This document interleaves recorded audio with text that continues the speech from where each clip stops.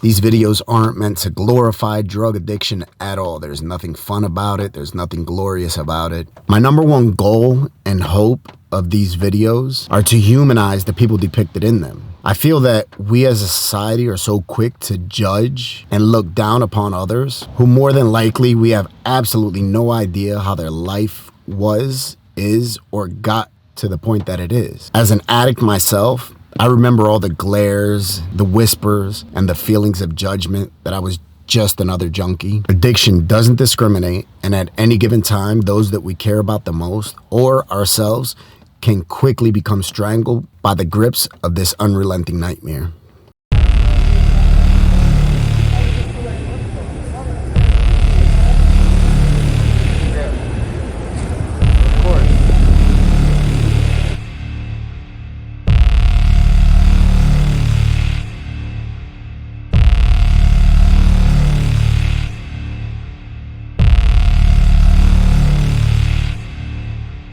You had to explain to somebody in North Dakota or something what Kensington was like, what would you say? It's like a war zone. You know what I mean? People getting high everywhere you look. There was just a shooting right here 5 minutes ago. Okay, so that's what happened behind us. Somebody got shot? Yeah. 2 others were wounded as weapons were fired. Police rushing to the scene in Kensington after 4 people were shot at the corner of Allegheny and G Street. It appears that there were at least 2 individuals that became engaged in a gun battle. And it appears that these 4 victims were struck during the course of that gun battle. What's going on, y'all? Frank, welcome back to the channel. So we're gonna do things a little differently today. I'm on my way to Philly. It's 4:30 Sunday, and it's raining out right now. Major football game just got canceled, and I've been having this idea of doing a new style of video for y'all. So I hope y'all like it, appreciate it. Enjoy.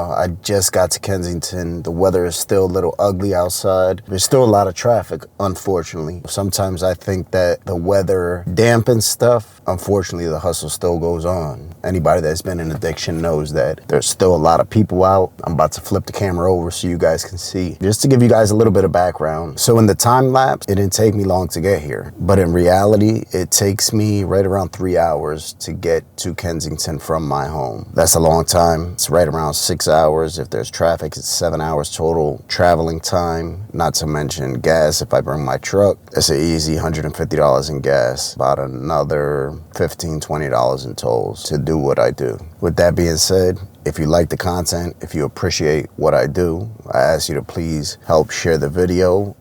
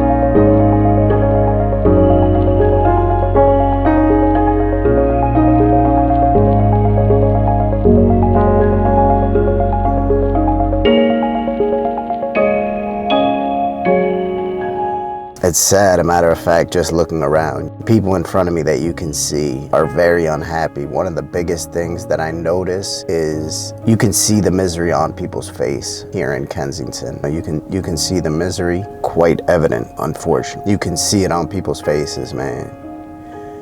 You can see it on their body language. You know, it's crazy. I guess I never took into account before or realized just how important or how much that body language speaks for us until you come to a place like this. By their posture, or lack thereof, I should say. You can definitely tell that. I'm about to spin y'all around and show you guys what's out here.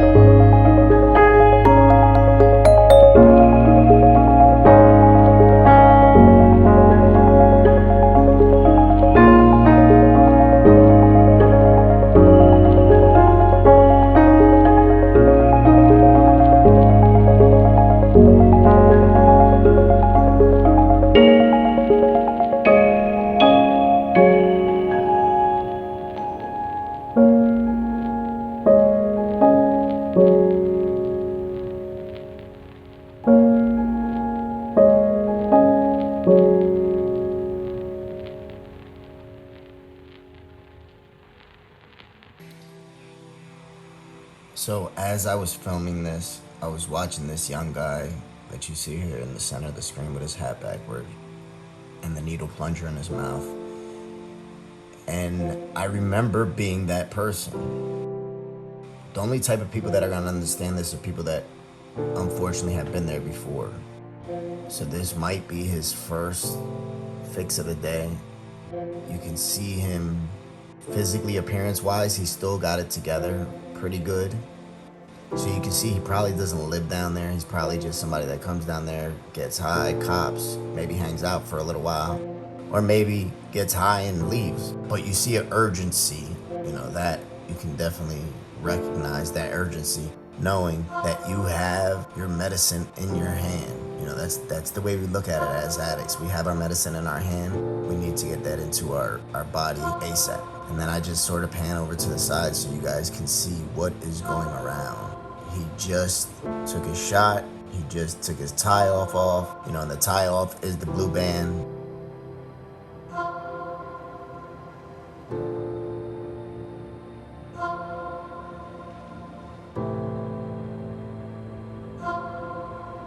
He sees that guy in front of him that keeps on nodding out and laying down, you know, with the, looks like a cast on his leg. He sees that guy in front of him. Subconsciously, he wants to feel like that guy does. You know, you can see him, he's rubbing the spot. That would tell me it's not coming on that quick. But the quality of the dope, the fentanyl, whatever he got, wasn't the best. Feel it pretty much instantly.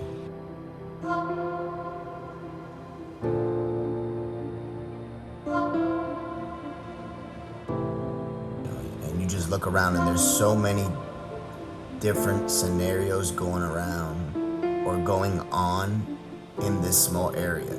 This is Kensington and Allegheny. This is on the Allegheny side. And you see there's just so many different little worlds going on in that 1 block radius.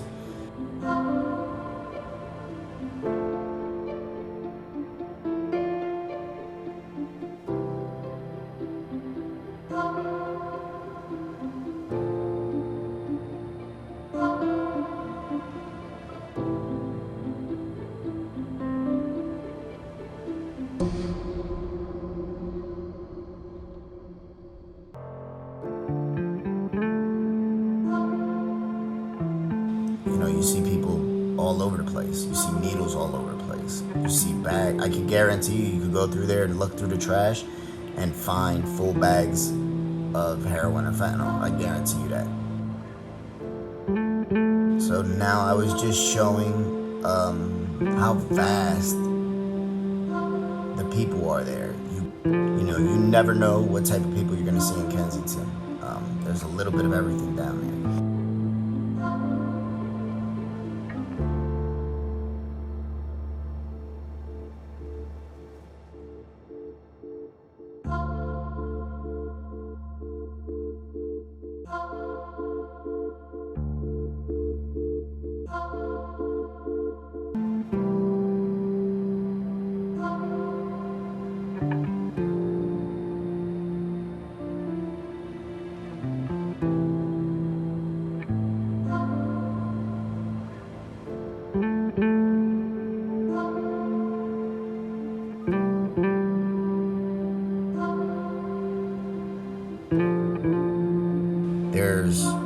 2, 3, 4, 5, 6, 7 people, 8 people in that shot.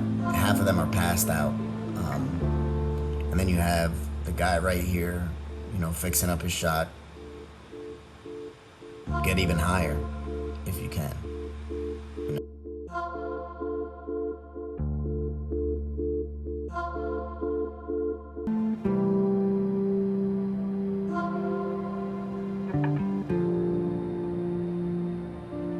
They seem to be a couple, and you see they have, they have nice sneakers appearance-wise. I would say they just got down there not too long ago.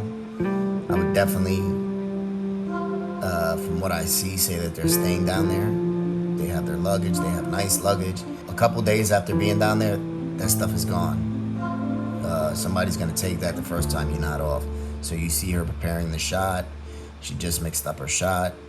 That's what she's doing with the needle, and that is a water cap. And that's how they prepare their shots. There's a piece of cotton in there. They absorb the fentanyl or the heroin through the cotton. The cotton serves as a filter.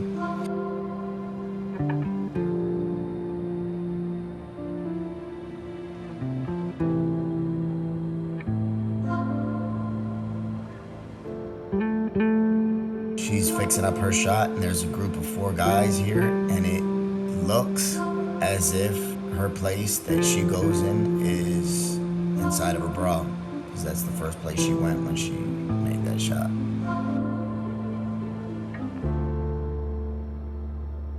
And think about like how uncomfortable that must be as a woman. You know, she turns her back, but you know, there's no privacy.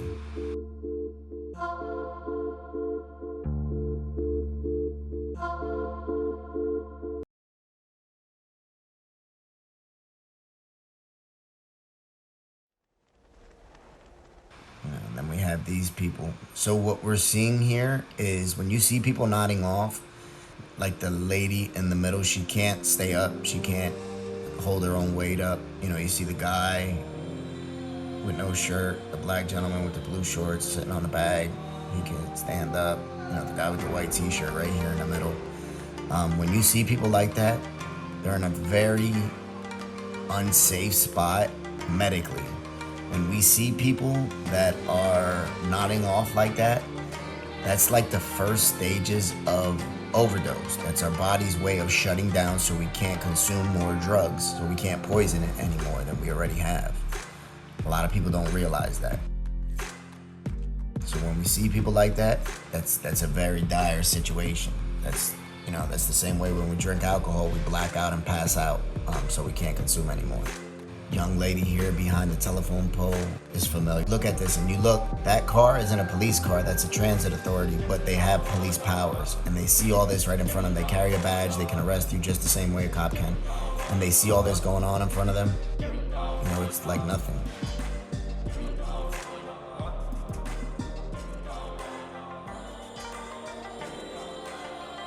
This is Needle Park.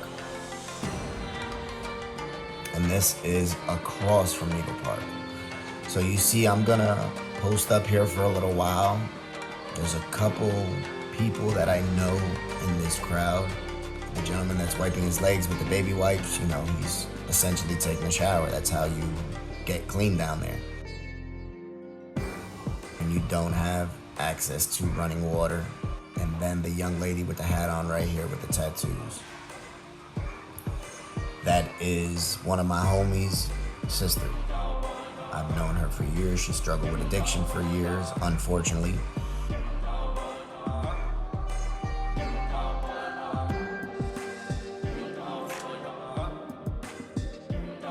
Her and her boyfriend are down there getting high.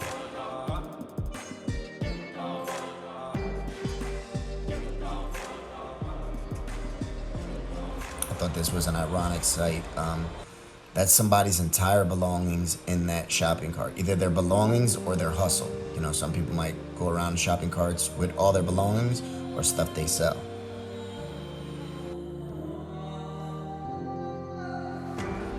Young lady, the white woman, I've done an interview. I don't know if I put it out yet, but I've done an interview with her. You know, and it just, once again, reminded me of what's going on. These are people's homes here. You see the young lady getting dressed. She just changed her clothes. She's putting on deodorant. these are people's homes here. That's essentially her bathroom. And then we have, you know, a young lady sitting on the floor. You can tell she's young, a pretty young lady. It's sad. And if I'm not mistaken, so there's a celebrity, Amber Rose. If I'm not mistaken, that's one of her childhood friends. She's from Philly. She came back to Philly to look for her friend. She knows her friend's out there in Kensington.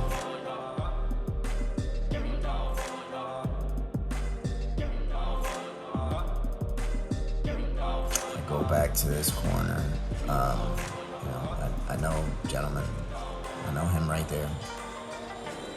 And you could see, you know, when I get a wide shot of this corner, you just see so much going on in such a small place, you know, such a small place. Everybody's in their own little world. So the older guy, he's being annoyed right now. So the girl that I know, her brother, she's nodding off.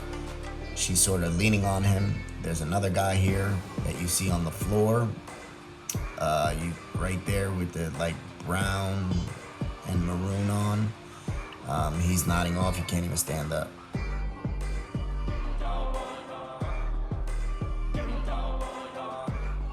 And then I seen this young lady. I seen her around Kensington, you know, that day a couple times, where you could tell she probably just fell back into a relapse.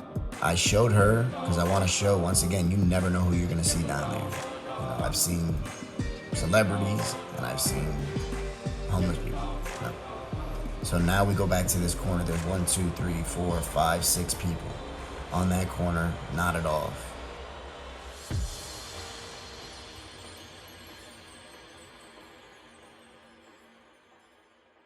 The girl with the tattoos that I know, her brother, she can't even stand up. She can't even stand up. And then there's a guy on the floor, can just see his arm underneath the table. You know, but you see them, you know, they have no idea what's going on. And that's due to what they put in the drugs. Nobody knows what's in those drugs. The people that sell them don't know what's in them.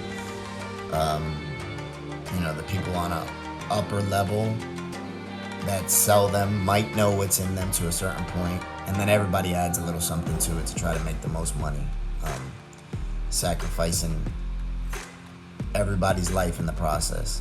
Not only are the addicts' lives being torn apart, but so are the dealers. So are the dealers, because 100% they're gonna end up going to jail. You know, if they have children, if they have family, all that will fall apart. So as you see, you can see the two girls here. So you can see her, and like I said, the older gentleman sitting down is being annoyed.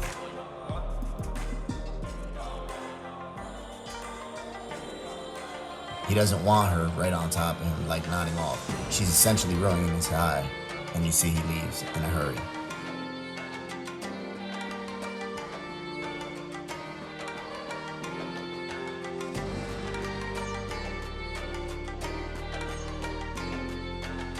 There you get a good shot of the gentleman that I was talking about earlier. My intentions are that after watching this video, that's if you made it this far, are that hopefully you have a different outlook or opinion on addiction. I believe 100% that addiction is directly tied to our mental health and past traumas. Now, I'm not saying that each and every person that deals with addiction deals with mental health or has had a traumatic past, because that just wouldn't be true. I've met numerous people, for some reason or another, just love the rush of getting high. I won't say necessarily that they love the addiction part, but the getting high part, yes. But more often than not, the large majority of the people that I've dealt with have some type of past trauma, whether it's childhood trauma, adult trauma, and they choose to self-medicate in order to deal with those feelings or not deal with those feelings, depending upon which way you look at it. There's a wide belief that addiction is a choice. And to a certain point, I can agree. We initially have the choice whether to pick up or not. But very quickly after that, that choice is no longer ours. And we're dealing with something that's a greater power than ourselves. And the number one instinct as a human, which is self-preservation. We continue to do the same things that we know are slowly killing us. And then addiction quickly becomes stronger than our children, than our own well-being, than our families, than our wishes, than our hopes, and any dreams we might have had. With all that being said, hopefully we all, myself included, learn not to be so quick to judge others. We all sin. Some of us do it with money, some of us do it with sex, some of us do it with greed. The addicts in this video just so happen to be that drugs are their downfall. 100% we do recover. We're never fully not an addict anymore. We never fully have it beat. Because as we know, all it takes is a simple bad decision to pick up and everything else goes out the window. We just have to want it bad enough. I have 6 years clean in about 12 days, and it hasn't been easy by any stretch of the imagination, but it's 100% worth it. I thank you all for watching, your words of encouragement and support, those of you that reach out to me through email, through text, through DM, I thank you. And just remember, it's never easy, but it's always worth it. Stay blessed. Have a great night.